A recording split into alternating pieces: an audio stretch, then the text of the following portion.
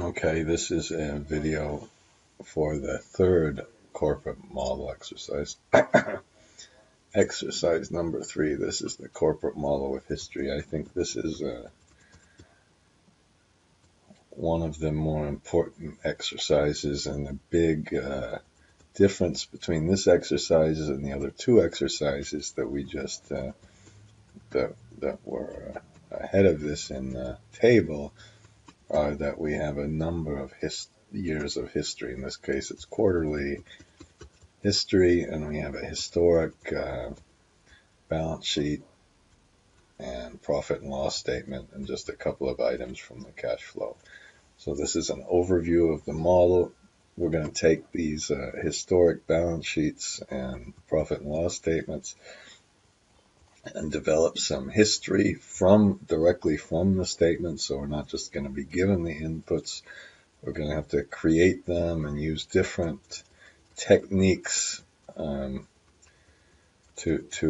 establish the assumptions. And then after we put the assumptions, we'll have some working capital analysis and some debt financing, very, very similar to the other models, except this time we'll have to directly incorporate the history next to the forecast. All right, and here's what I'm going to do first. Why don't we copy this thing to another sheet? Oh, I forgot to do the advertising. This is for this Finance Energy Institute, where I try to teach classes for a low cost with that are, hope you think, very high quality. All right, a couple of things to get started. Let's go to and let's import the this is in Dutch. Let's import the generic macros from the disk. I hope maybe you remember this if you've seen it. Otherwise, puts it in a module, and then you need to run the auto open just one time. If you close the file and reopen it, you wouldn't have to do that. And then we can do a couple of things. You remember, we can press Shift-Control-C to make a copy. And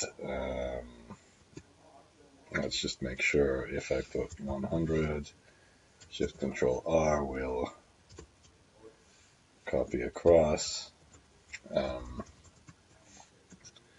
And I think it would be a nice thing to add. Number one, let's add a scenario.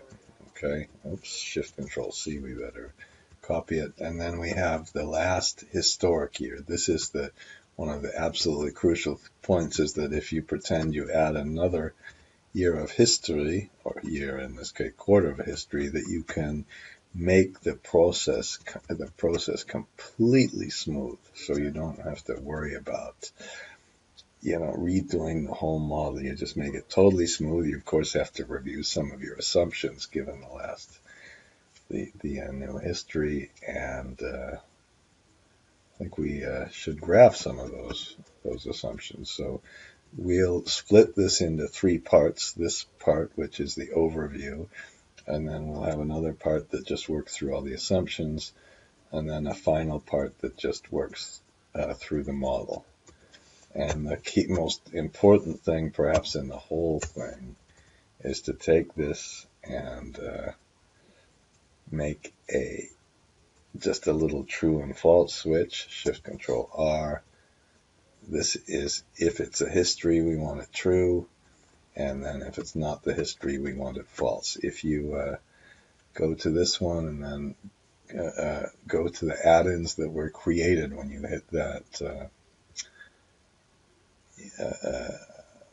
auto open thing, where was here's the true, and then we also put an added shortcut for the false. Okay, it just colors the true in blue. Maybe it overcolored the same thing as the inputs a little bit. And I suppose we'll do one thing. I don't know if you'll like this. I don't know if I do. I put a little macro that just says everything that's in the same, everything that's in column number 1, we'll put it a blue, so we have some history we start out with. We make some assumptions from that history. We go to operating analysis, depreciation, taxes, profit and loss, balance sheet, and our balance sheet balances. Then we're happy. So that's the introduction to the file, and the next video is going to work through some assumptions, the assumptions that we can derive from all this historic data. I'm trying to stop this video now.